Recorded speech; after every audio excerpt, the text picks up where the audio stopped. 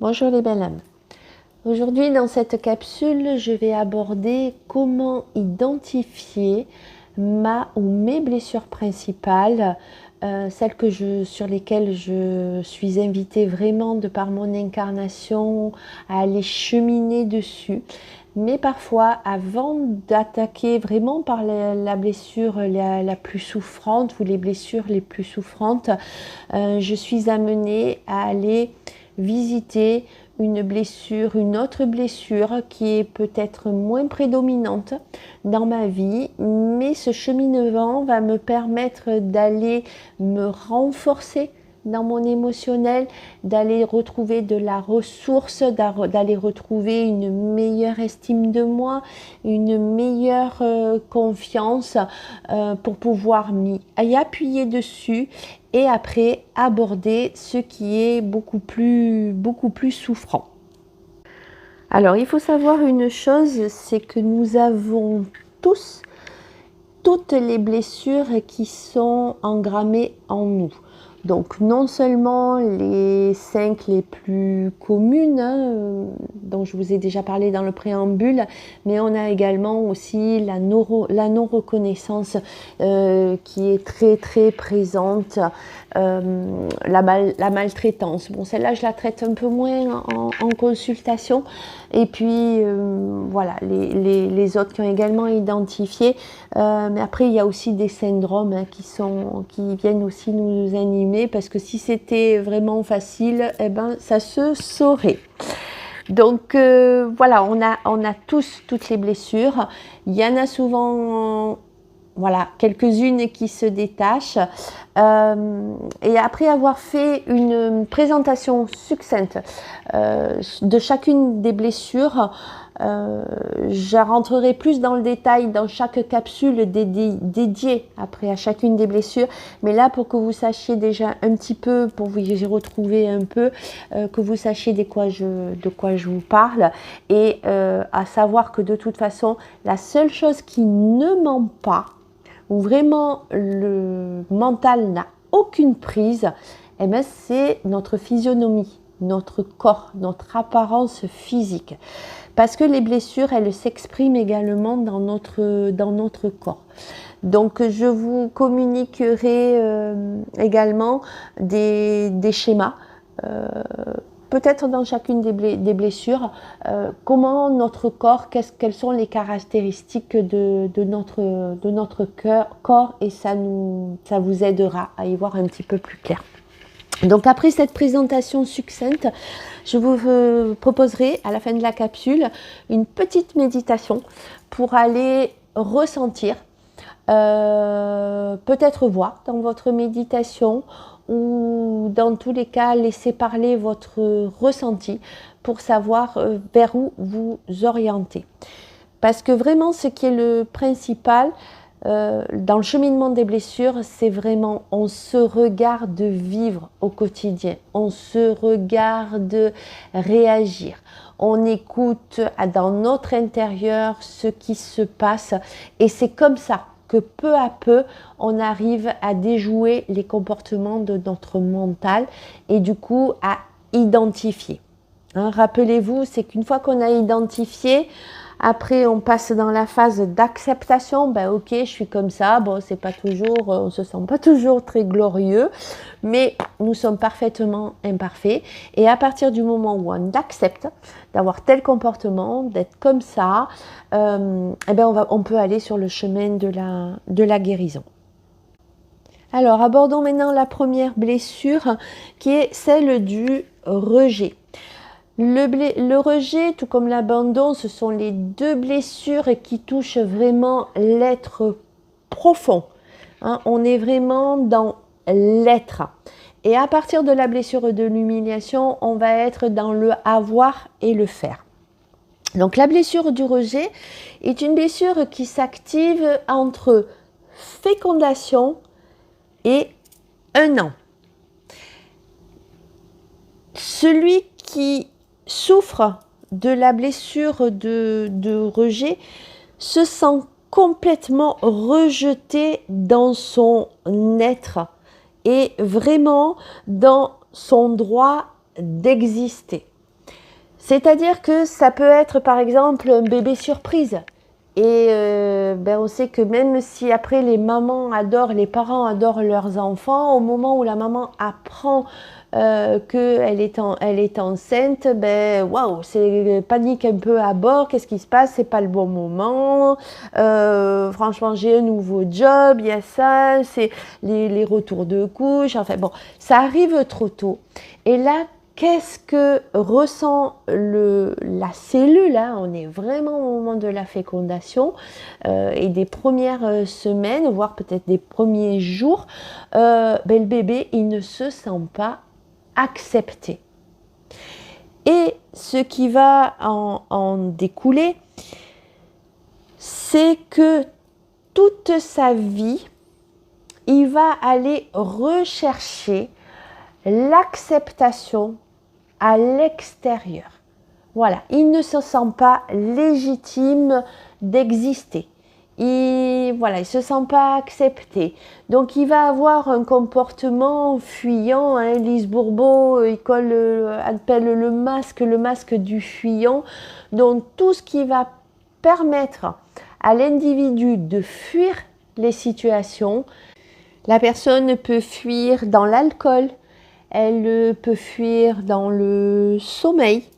Vous voyez, c'est vraiment de la fuite physique. Hein. Ce sont également des personnes qui n'osent pas donner leur opinion, qui parlent très peu, parce qu'ils se ressentent complètement inintéressants, que tout ce qu'ils vont dire, ça n'a pas de valeur. Ils vont également chercher la solitude. Parce qu'au moins, quand on est tout seul, on est rejeté par personne. Mais c'est également aller se mettre dans la solitude, ça peut aller dans l'enfermement. C'est également des personnes qui vont se rejeter elles-mêmes. Hein. Et plus elles vont se ressentir rejetées de l'extérieur, au plus aussi ça témoigne qu'elles se rejettent elles-mêmes. Des grandes expressions des personnes animées par le rejet, ça va être « je ne sais pas ». Voilà, ça c'est si vous avez l'habitude de dire « je ne sais pas » ou des expressions petite, voilà, là tu as une petite chaise, voilà, là ici, je t'ai préparé un petit peu un petit café, voilà. Faites attention à ce que vous dites, ce que vous exprimez. Comme je vous ai dit, les blessures, c'est comme ça, c'est vraiment en écoutant et en se regardant vivre. Le fuyant est donc en recherche constante d'acceptation et il doute également à son droit à l'amour. C'est-à-dire que, comme toute personne, à travers toutes les blessures, on recherche bien évidemment l'amour. Mais quand il en reçoit de l'amour, en fait, il a plutôt tendance à le rejeter parce qu'en fait, il ne sait pas quoi en faire. Passons maintenant à la blessure de l'abandon. Alors, la blessure de l'abandon, deuxième blessure qui est dans l'être profond, elle se situe, elle est activée en fait entre 1 et 3 ans. C'est un bébé et une personne par la suite, un adulte par la suite, qui va vraiment manquer profondément d'amour. Même si les parents lui en ont donné de façon, je ne vais pas dire excessive, mais énormément, le dépendant, hein, comme appelle le masque de Lise Bourbeau, va être sans arrêt en manque d'amour. Vraiment, il n'en a jamais assez. Du coup, qu'est-ce qui va l'animer? Il va sans arrêt faire répondre aux besoins des autres, mais en attente de retour d'amour. C'est-à-dire qu'il va être prévenant. Tu veux pas que je fasse ça, mais c'est pour que, tu vois, je suis gentille, hein, tu peux m'aimer. C'est des personnes qui sont quand même aussi tactiles, mais qui ont vraiment besoin d'avoir toujours un soutien. Le dépendant va toujours avoir besoin aussi d'une approbation. Quand il a une idée, quand il doit prendre une décision, il sait au fond de lui ce qu'il doit faire. Mais par contre, il va demander sans arrêt aux personnes « qu'est-ce que tu en penses ?» Mais c'est surtout pour pouvoir être soutenu dans sa décision. Voilà, ce sont des personnes qui ont vraiment besoin d'être soutenues, aidées, qui vont demander sans arrêt de l'aide parce qu'ils ont l'impression qu'ils ne pourront pas y arriver tout seuls. Ce sont des personnes qui ressentent aussi une très profonde tristesse. Voilà, dans la vie, ils peuvent aller très bien et dans l'instant d'après, bon, ils ne savent pas pourquoi, mais ils ont une tristesse qui les envahit et ça devient quelque chose, ça peut être des personnes qui pleurent aussi beaucoup et c'est tant mieux, hein, c'est tant mieux, mais ça va être des personnes aussi qui vont dans le triangle de Karpman, hein, pour le petit rappel, triangle de Karpman, c'est le victime, le bourreau et le sauveur. Ben, dans ce triangle-là, quand on a la blessure de l'abandon très prononcée, on se situe souvent dans la victime. Des personnes qui vont parler beaucoup d'elles, qui vont toujours plutôt regarder aussi le verre à moitié vide que à moitié plein. Elles ne supportent pas la solitude. Voilà, autant le rejet va la rechercher, autant dans l'abandon, être seul, c'est très très compliqué. Donc le vocabulaire des dépendants, hein, c'est comme ça que dans la blessure de l'abandon, on parle de la dépendance affective. On est complètement dépendant de l'affection que va nous porter l'autre, ou que vont nous porter les autres. Et alors qu'il nous est demandé, hein, et ça c'est mécanisme pour toute guérison des blessures, c'est pouvoir s'apporter nous notre propre amour. Donc les expressions, c'est j'ai laissé tomber, absent, je me sens seule.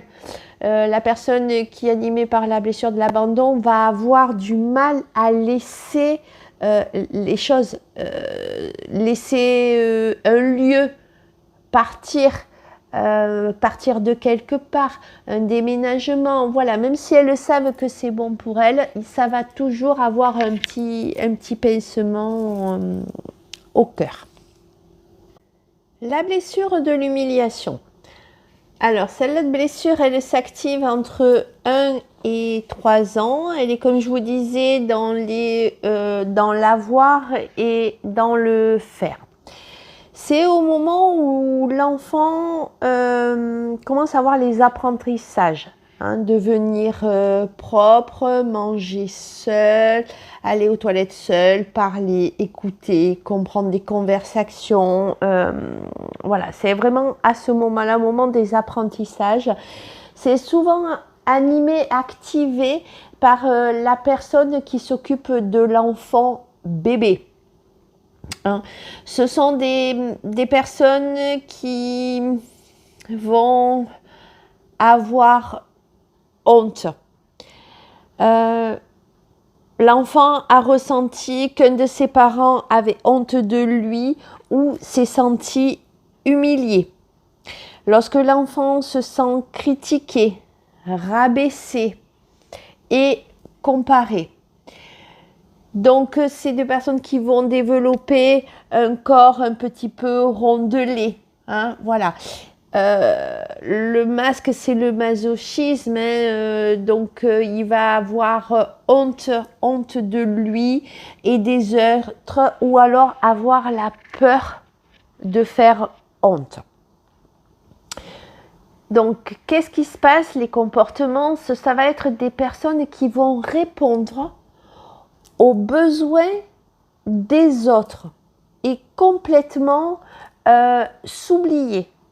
Voilà, les autres passent en premier, vont prendre aussi à leur charge les besoins des autres. Hein. C'est pour ça que c'est aussi des corps qui, voilà, qui prennent du poids parce que on met tout sur son dos et on fait pour les autres. Et c'est pour ça qu'on grossit aussi facilement avec cette blessure. La plus grande peur, c'est la liberté. Alors pourquoi? Parce que si le masochiste, hein, voilà, le masque, le masochiste se sent libre, eh bien, il a peur de ne plus avoir aucune limite. Ce que j'entends par là, c'est qu'il va y avoir beaucoup de compulsions avec la blessure de l'humiliation.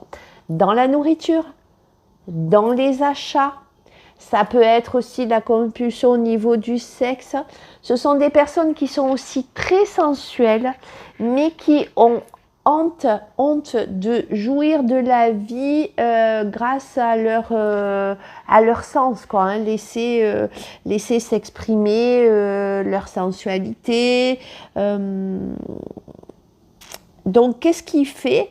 Il va avoir le désir de se créer en fait des contraintes, des obligations, surtout pour ne pas jouir de cette fameuse liberté, parce que là, quand il se sent libre, il n'y a plus de limite du tout, et ça devient un peu, si on peut avoir, c'est pas un côté jugeant, c'est juste une expression, c'est un peu, comme j'aime bien dire, du natawak, hein, du n'importe quoi.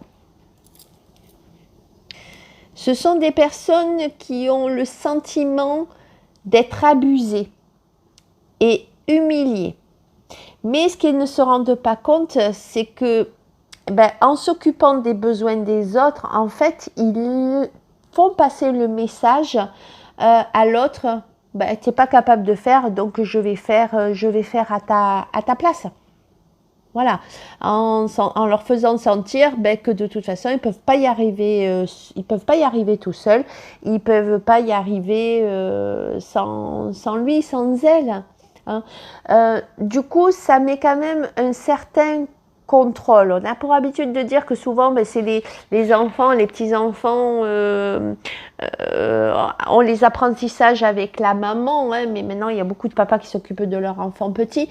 Mais du coup, ça développe aussi chez la maman un certain contrôle, hein, puisque c'est dans l'apprentissage, quand le bébé apprend à manger tout seul, il s'en met un peu de partout, et pour peu qu'on ait fait le ménage et qu'il en tombe par terre, et bien évidemment, la maman elle est à l'affût, je vais le nettoyer, ou va dire à son enfant, mais avec plein d'amour, hein, t'es un vrai petit cochon. Oui, mais t'es un vrai petit cochon, ça y est, aïe aïe aïe. La blessure est activée, le bébé ressent une honte. Ce sont des personnes qui vont éprouver consciemment, hein, ou inconsciemment, bien évidemment, de la satisfaction et du plaisir à souffrir. Elles recherchent la douleur et l'humiliation. Alors vous allez me dire, non, je ne fais pas exprès. Oui, mais ça se passe bien au niveau de l'inconscient. Hein. Il prend beaucoup de responsabilités, il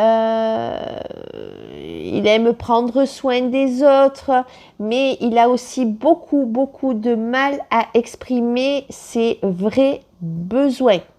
Ce sont souvent des personnes qui ont aussi un état très fusionnel avec la maman, hein, donc aussi des hypersensibles, des personnes qui se punissent elles-mêmes, hein, voilà, quand on a déjà par exemple du surpoids, hein, parce que vous verrez dans le schéma du corps, pour quand on s'est beaucoup occupé des autres et qu'on a envie de souffler, on va aller rechercher le doudou nourriture et avec excès, donc ce qui n'arrange rien. C'est une blessure, la blessure de l'humiliation, si on ne regarde pas son corps ou que le corps n'est pas animé par une blessure principale d'humiliation, qu'on va avoir du mal à identifier. Hein, on a du mal surtout à l'accepter. Moi, j'ai eu pour la petite histoire une cliente qui était venue lors d'une conférence sur 5 blessures de l'âme Et quand j'ai fait faire la méditation et quand on avait testé sa blessure principale, c'était vraiment l'humiliation, ça se portait dans son corps et elle l'acceptait pas. Et je lui ai dit, parfait, je peux me tromper. Hein, ça, c'est surtout ce qu'elle ressent. Et cette même personne, elle est revenue me voir 2 ans après en me disant, oui, tu avais raison. C'est bien la blessure de l'humiliation. Mais c'était trop, trop difficile pour moi de l'accepter. Hein, vous voyez, donc les blessures, c'est pas non plus chose facile pour accepter qu'on est animé par ça ou que. Mais c'est parfait, aimons-nous et puis viendra le moment où on acceptera. La blessure de la trahison. Alors, la blessure de la trahison, c'est une blessure qui s'anime entre 2 et 4 ans au moment du complexe d'Oedipe. Elle est intimement liée à la blessure de l'abandon. Et comme l'abandon, je vous disais, touche vraiment à l'être, la blessure de la trahison, elle va toucher à l'avoir et au faire. Alors, on peut se sentir trahi de plein de façons. Hein. Les exemples vous viendront assez facilement.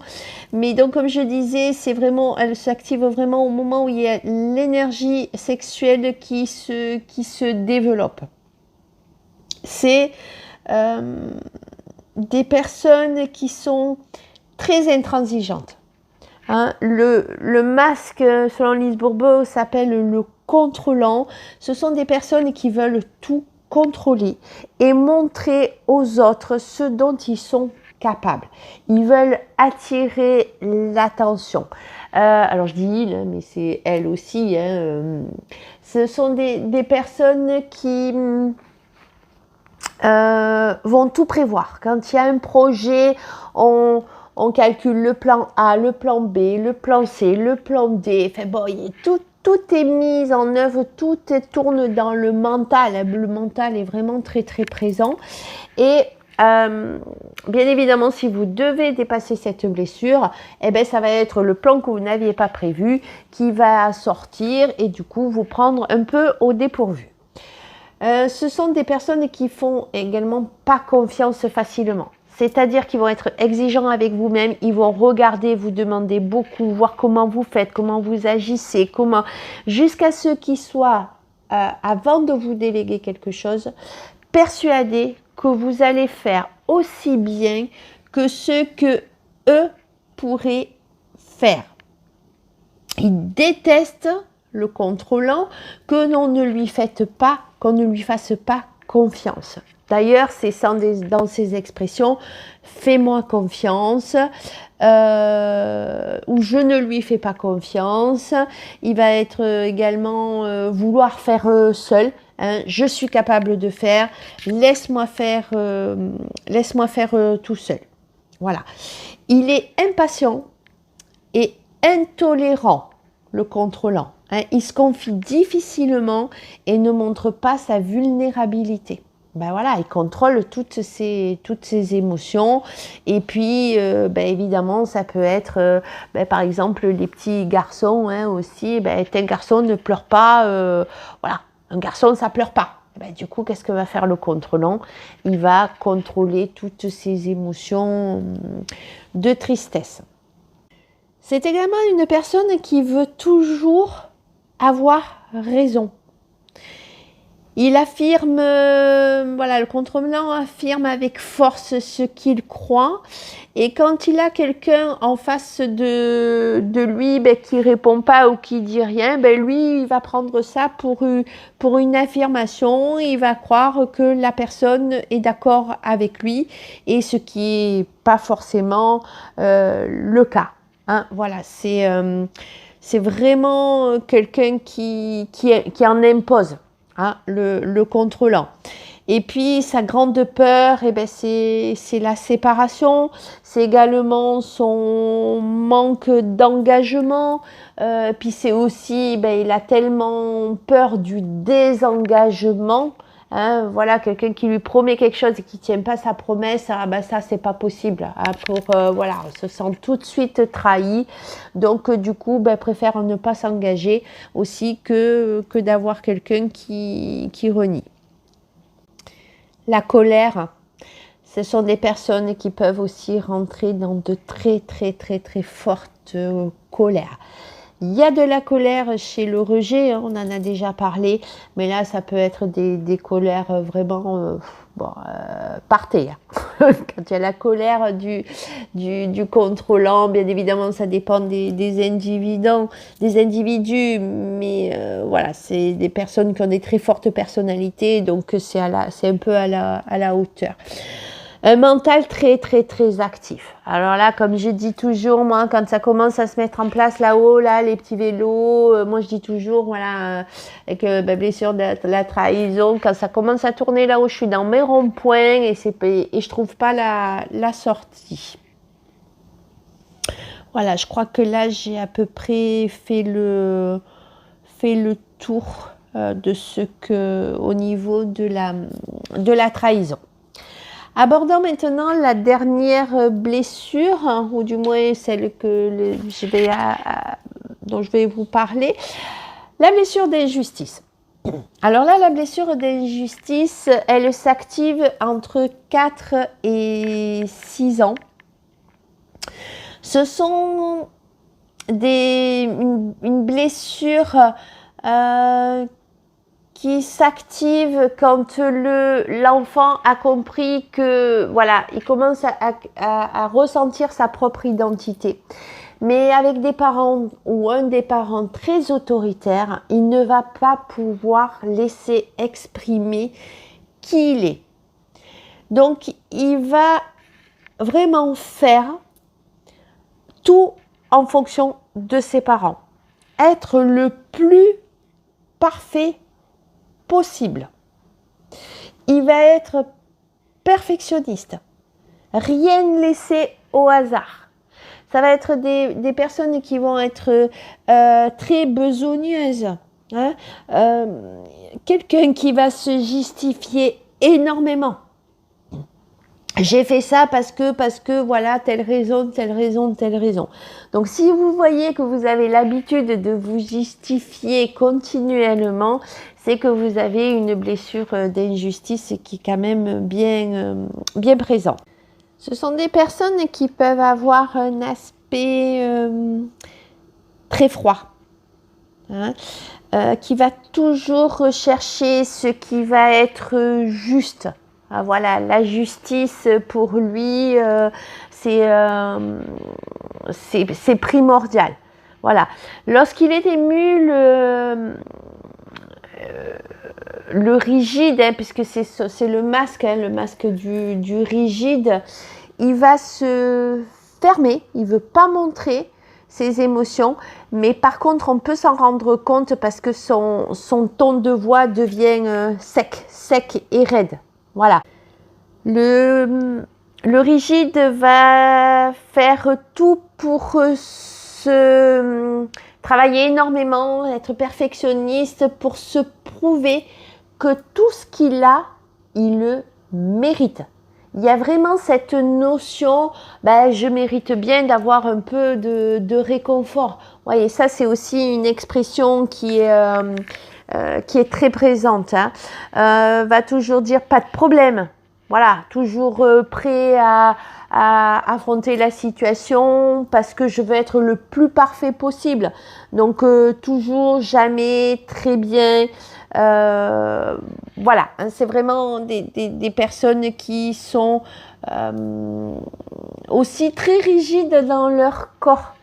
Hein, ça manque beaucoup de souplesse.